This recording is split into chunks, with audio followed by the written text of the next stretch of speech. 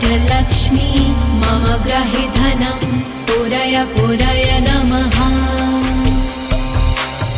ॐ ह्रीं श्रीं क्लीं श्रीं कुबेराय अष्टलक्ष्मी मम ग्रहे धनं पुरय पुरय नमः। ॐ ह्रीं श्रीं क्लीं श्रीं कुबेराय अष्टलक्ष्मी मम ग्रहे धनं पुरय पुरय नमः।